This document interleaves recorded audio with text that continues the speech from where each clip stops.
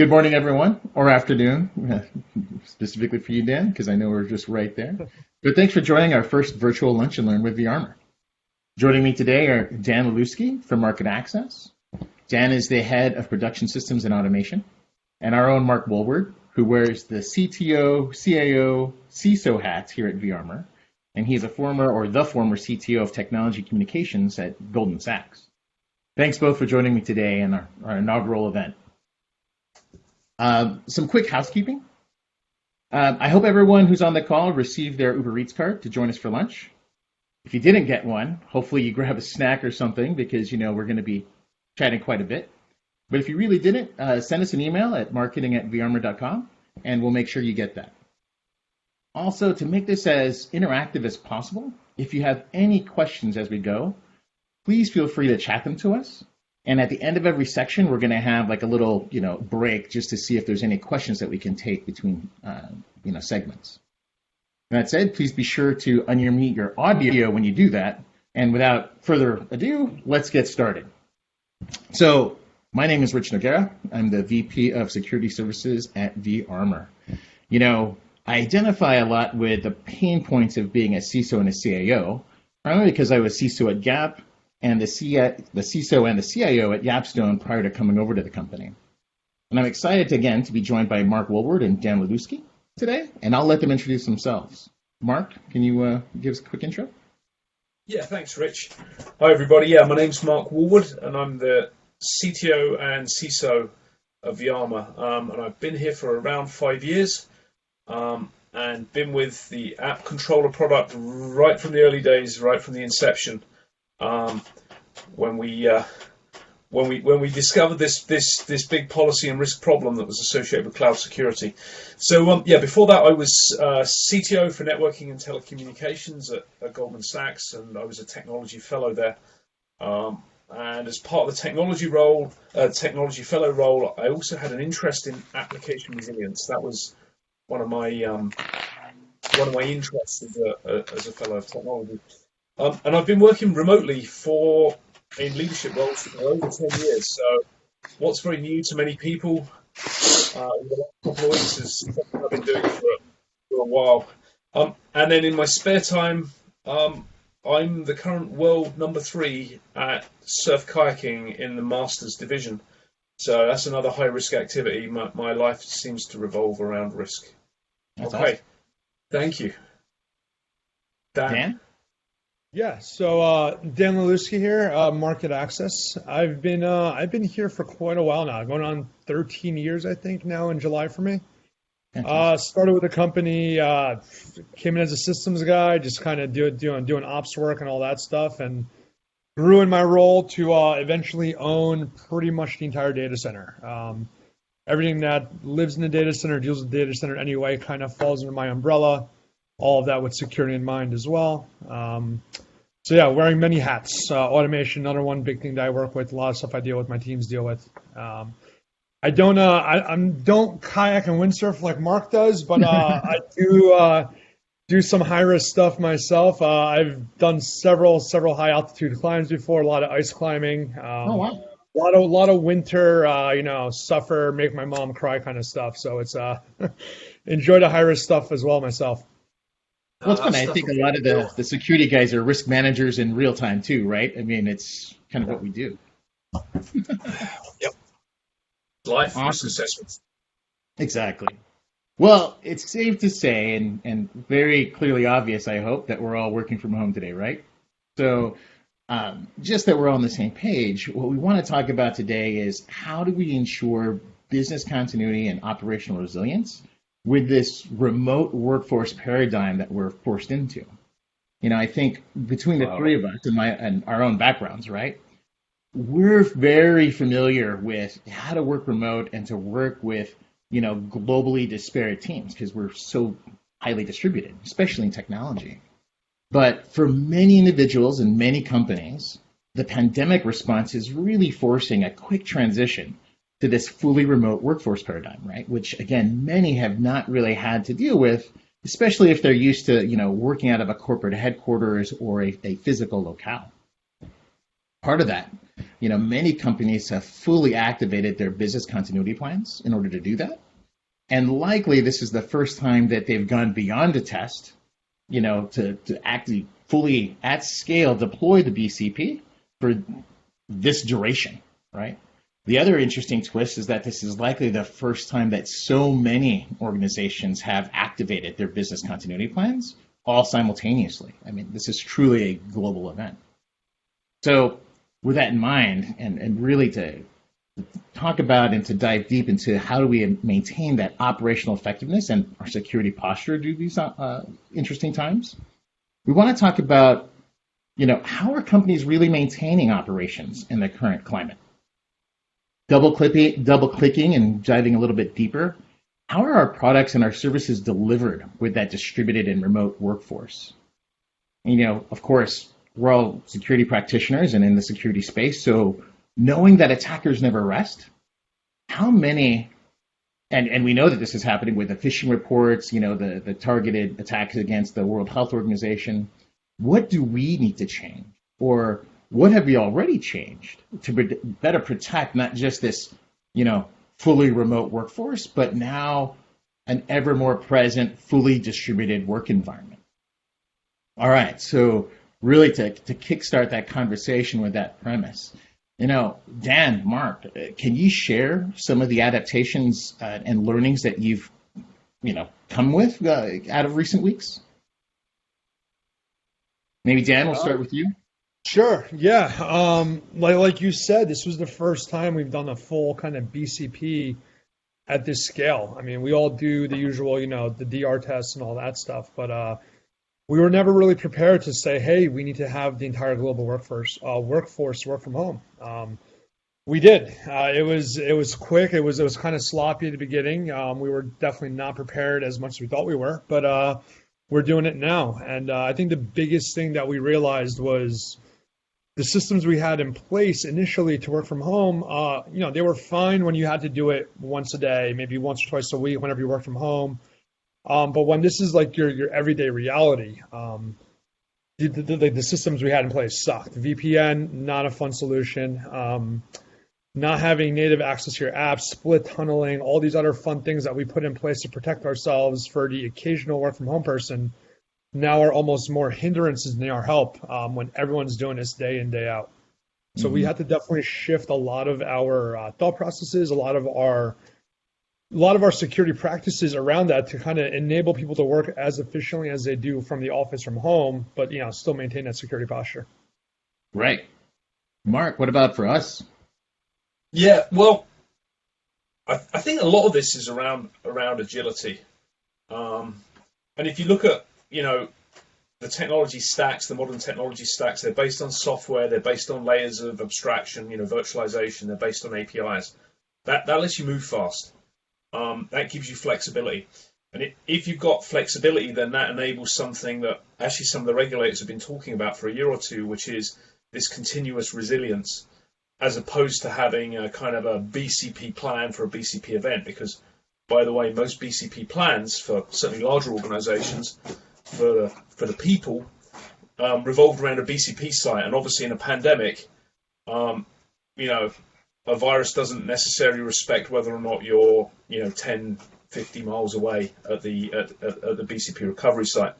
So actually having that level of dynamism and the ability to change quickly, which software gives you, is incredibly important. And actually, if you look at the way that many of our customers, a lot of people I've spoken to in the financial services industry have responded, software and the ability to change things has completely transformed this event versus, let's say, the last major one that I can remember, which was 9/11. A problem with that, though, is underpinning this kind of level of dynamicism and abstraction is things change a lot, and the way in which you understand your environment needs to change. So, if you look at the old CMDB that was kind of real static around, I know where my servers are, I know where my people are based, I know that my VPN is here, that doesn't hold true anymore. So actually one of the things that is important, as well as the cloud and the layers of software, is this dynamic system that understands where everything is and how they interrelate. That again allows you to make big decisions very, very quickly and in a very resilient fashion. Right, and that's a great point to like double click on the concept of operational resiliency, right? Because to your point, Mark, there are two halves of it. There is the back office and IT, IT for our employees, the ERP systems, the accounting systems, making sure that things work and fully available and whatnot. But then there's also the customer facing, right? How do we make sure that whether it's e-commerce or a live web service, right, that's active, has to be maintained. But again, double clicking on that concept of agility and, both at, Dan, at your scale and our scale and, sharing your perspectives even from Goldman, right? How do you maintain that operational resiliency with that, that remote workforce style, right? Because to your point, how do you push code? How do you maintain ops? How does your knock SOC work? Those are kind of things that I think some of our viewers would be interested in. Maybe, Dan, you want to jump in on that one? Yeah, so it's kind of like what I mentioned before. When we first went into this a couple of weeks ago, we ran into all of those questions. How do we work remotely? My developers at home, they're not happy if they have to VPN in, develop code on their desktop, copy it over. They didn't have access to our repos internally. They didn't have access to Jenkins. They didn't have access to any of the tools they're used to having because they work from home, and VPNing is not a good experience. So we've started aggressively moving to, it's kind of the Google Beyond Corp model, where we are now figuring out ways to trust people's devices and have different layers of authentication based on where they are to have them give us a native feel to the access to services they need. It's slow going. It's a lot of work on our end, but we're getting a lot of benefit out of this. We're being able to let these people work anywhere is a huge advantage. And even when this pandemic's over, this opens up the door for me now to hire people from outside the office. I don't need to hire people to live in my corporate area. My hiring pool gets bigger. My hiring gets cheaper. We get a lot of benefit out of this. And I'm all for it. I'm not a traditional and you have to have butts and seats kind of guy. I know a lot of people are. This is actually, we're treating this as an opportunity to learn and get better, and it's working out so far. Right. And Mark, revisiting that point of dynamic isms, I can't say that as well as you can. How do we track, and how have you seen us as well as in your past? How do you track that level of the cloud of clouds or integrated services from multiple providers and multiple sources now? Could I do want to come back to two things Dan said. I'm sorry, Rich, because that point about once you've moved to this flexible distributed organization, the opportunities are incredible. As a technology company based in Silicon Valley, there's a really bitter battle for talent, for engineering, for development talent, and a premium that you pay. So actually, as soon as you move to the kind of the mindset that I can begin to work flexibly, I know how to communicate, I can deal with all the layer 8 issues, all the human issues. It can transform your organization. I expect we're going to find that. I expect we're going to find that with all sorts of companies are going to see things differently. The other point that Dan made, I'm sorry, Rich, I'm no good. This is an awesome conversation. One thing we have seen is that many companies, when they move to their BCP plan, if they even had one for all workers being remote as opposed to a BCP site, they put them all outside of the VPN. They focused on scaling the VPNs up as quickly as possible. And what we've seen there is that in many cases, all of those remote workers have been given the same access because there was not necessarily an understanding of access patterns and behavior, certainly access to the network and to the infrastructure. And what we're seeing now is they're beginning to think about, well, how do I roll this back and how do I think about, what is that near to zero trust access level requirement?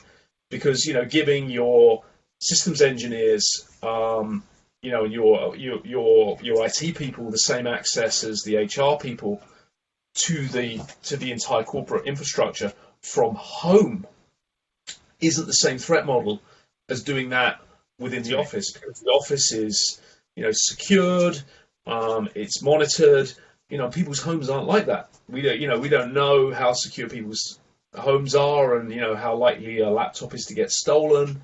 So you can deal with all sorts of level of authentication, but there still is the chance that somebody can gain access to that laptop and then have access to the entire corporate network. So actually, I think that we're seeing a number of organizations are actually starting to think about, how do I understand what my people are doing? And how do I begin to reduce the level of authorization and access that they have? Which is a great segue into my question, right? So, Mark, what are your thoughts, and how do you address that, right? How do you now start tracking, the remote workforce, this, truly extended, truly now perimeterless, control limited environment? Like, what are your thoughts on that? Yeah, how do you find tracking? And it's a distributed problem. So I guess you use all of the principles of cloud and of APIs and things to gather that telemetry together about what's actually happening, to allow you to begin to form a picture about what are the actual behaviors, what are the actual requirements in the environment. Because as I said, the old world CMDB view of how things should be just simply doesn't make any sense. And there are some challenges there. You've got the disparate data types, you've got the big data challenge of just the volumes of telemetry from each of these different sensors. And then you've got the problem about, how do I represent that and I scale it cognitively so a human being can understand all of this. So that's kind of why we've been building what we've been building. Obviously for cyber use cases and for protecting, applications in the cloud, the same problem exists all the way across the enterprise. How do you turn this data, these deluges of data, and turn it into, information and hopefully knowledge? Right. That's the challenge. Great. Thanks, Mark. Thanks, Dan. So before we jump into the cyber section or cyber segment of the discussion, are there any questions online that anyone wants to raise? Remember to unmute, or you can always send it via chat.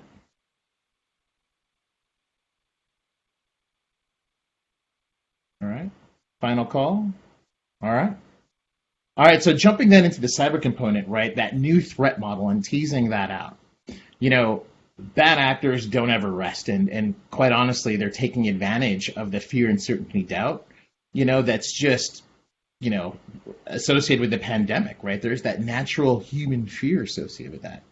And, we've all seen as practitioners, right, all the same reports of increased phishing attacks. We've experienced it ourselves, I know, at vArmour. Of targeted attacks, trying to get us to click on just anything, as well as, just the attacks, unfortunately, on, I saw reports on the World Health Organization. So given this new threat model, this really overexposed threat surface, have we changed, or what do we need to change from our mindset and our approach to kind of deal with that?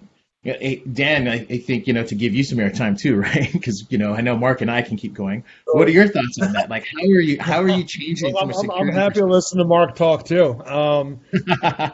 We've seen the same thing everyone else is seeing. We see a ton of people increased phishing attacks. Not so much actual, cyber attacks to the infrastructure, but definitely more of the social component of phishing attacks, spear phishing, all that fun stuff. That for us hasn't changed a whole lot than what it is. I mean, we have a pretty well trained workforce. Public shaming works very well in training people how to be better security practitioners. Our security department is very good at calling people out and kind of training people. And there's a ton of tools out there to help you train people to be better at this. We take it very seriously, it's a top-down approach. Our C-level executives have the same kind of training and get called out the same way as anyone else does when they click on the wrong link and things like that. It just becomes harder when you're working from home, right? You have to be more aware of things. Personal emails saying, "Oh, hey, this is so and so from work. We couldn't get you on your work email. We're trying to do this because of the pandemic," and you can't just walk over to someone's desk anymore, right? So they're leveraging things like that. But yeah, I mean, from our standpoint, like I said, it's more the same. It's just a higher volume that we've been dealing with. So kind of building on what Mark had said, right? Some of the initial response, for those with, either untested or developing BCPs, for a fully remote workforce, it's just the easy way is just to give everyone access to everything because they really haven't defined, a segmentation or user access strategy, Yep. right? So do you have any increased concerns from an insider threat or an access abuse type of scenario? Yeah, so that was the biggest concern initially. Like I said, VPN for us was traditionally done for technology workers, for IT workers, right? You got to log in, work from home, do what you got to do. So once everyone's on a VPN now, we quickly realize, hey, our VPN's a little too permissive. Things have to be segmented out more. And going back to what Mark said earlier, the only way we're able to do that is with visibility into what's happening, what people are doing. You can't make these kind of decisions. You can't lock things down without knowing what people are trying to access, what people are trying to go to. So having tools that helped us do that really enabled us to kind of go and move as quickly as we did to kind of provide a better experience, but still maintain that security posture that we're so afraid of. We got to make sure that things are secure, especially with the financial systems that I'm in. Right. Mark, anything to add or to kind of put on top of? Yeah, I think Dan just raised something that hadn't necessarily occurred to me. The difference in people's mindset when they're working at home, particularly if they're not in, I have my own office because I work from home regularly, but if they're in their own house with their family around and, they're working as they would be, at home, they're relaxed, their posture's different. I hadn't even thought of that, but that's an interesting one. The thing that really worries me about this is if you look at kind of, warfare and Sun Tzu and all of this kind of, the stuff that the CISO geeks get into. Part of an attack strategy is to create distraction. Misdirection, for sure. My God, we are distracted at the moment because there's a lot going on. People are fearful from the point of view of their family and their health and what this all means. The difficulty is that the distraction's there already, so actually keeping your eye on the ball and understanding what's happening in the rest of the environment is incredibly important because this is the moment. I would say looking at many of the kind of the hacker forums that there is a gratifyingly positive kind of tone among a lot of them as saying, do not take advantage of this. There's a decent percentage of I've seen that too. Yeah, communicating that way, which is fantastic because this is a big moment for humanity. But with that said, the distraction's there. So it's incredibly important right now to have the ability to understand what's going on in your environment and remain vigilant. Yeah, it's interesting, right? To your point on the misdirection of like the phishing and the social campaigns, one of my big concerns, and this is me on my CISO geek out and, conspiracy theory style, back in my time when I was I was more of a junior leader at that point. We had to deal with the initial cyber attacks against Silicon Valley back in the 2008 to 2012 timeframe. Right. And, ever since then, that was as well. Yeah, we felt that one was an interesting one, right? Because now you have the idea of the whole persistent threats, and we're in this highly distributed environment now where we're consuming and dependent on other third-party services. Code reuse is so high right now in terms of getting product out at speed. Throwing in if my own home posture is such that I'm not thinking about that, and then our new corporate working model is that your home posture is now how do we think about that? Especially if you're a developer, building and tearing down workloads, putting in and deploying code, how do we peer review that? How do we know that? To me, that's where understanding, to your point on the ecosystem and really mapping out how, and plugging the shirt, right, how relationships really matter so that we can focus on what is really important is super key, right? Because that's just one of those things for me that, always sticks out. Respond to the phishing and respond to, the basics, but don't forget that there's some interesting stuff in what we produce as, service providers and functions as a whole. So cool.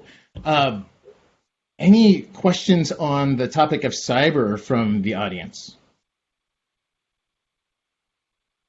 Or anything. Or anything, yeah. Anything. I'm just going to check the chat window. I think we're good. All right. Thanks, Mike. Mike says we're good. All right. So last topic I want to skirt then is compliance, because, compliance is such a fun topic for everybody. And you gave us 1 minute to finish at the end because it's always... Yeah, then we get one more minute, right? But really quickly, there's a lot of regulations out there, PCI, the General Data Protection Regulation, California Consumer Privacy. So anything that touches sensitive data, right, has to be classified and tracked and protected. But now, with the possibility that anything can touch potentially sensitive data, given like this, this impact, how do we change our compliance approach? How do we delineate? How do we scope out what the operating environment is? Dan, do you want to take a first stab at that? Quick 30 seconds. My life is pretty easy. So this is gonna be a short answer. There's the few things that we deal with compliance, GDPR, especially from our European offices. We built that stuff in a way to not be ever touched by even people on their desktops back in the office. All that stuff lives in the data center. The systems that use to access that are through the data center, so we don't have to deal with too much of that. Like, we're not having people download personal identifiable information to their desktops. Things like that just don't happen. So that, thankfully, is one of the things I have not had to worry about too much on my end, but I'm sure that's not the case for everyone. Right. Mark, any closing thoughts on the compliance point? Yeah, I can't do GDPR in 30 seconds. I can hardly do anything. Big 40. What I was going to say is, I think the most interesting thing that's happened in the last year from the point of view of regulatory is what's happened with FFIEC around there. They've got this business continuity handbook, and they kind of made some statements which, were prescient, really apply to them now. We need to stop treating BCP as a one-time event, something we put a plan in place and test every 2 years and then come back to it, and it's no good. It needs to be about resilience. It needs to be continuous. You need to focus on your critical application or your critical business functions and their dependencies. And the dependencies are the thing that always get you. So I just recommend looking at the FFIEC Business Continuity Handbook. Very interesting read. Great. Thanks for that recommendation, Mark. We'll post that in our published notes as well. So, final closeout and final call. Are there any questions on all the topics that we can talk about across the audience or via chat? Last chance. Last chance. Last time you see us. So good. All right. Well, thanks everyone for joining us today. Thank you, Dan, again for coming out and speaking with us. Thanks, Mark, for extending your pre-pint time with us. Again, we'll email everyone on the call with the presentation link and with the next week's session's information as well. But if you have any questions, feel free to email us at info@vArmour.com as there, or me directly if you'd like, rich@vArmour.com. Thanks very much, and hope to see you again. Awesome. Thanks, guys. Cheers.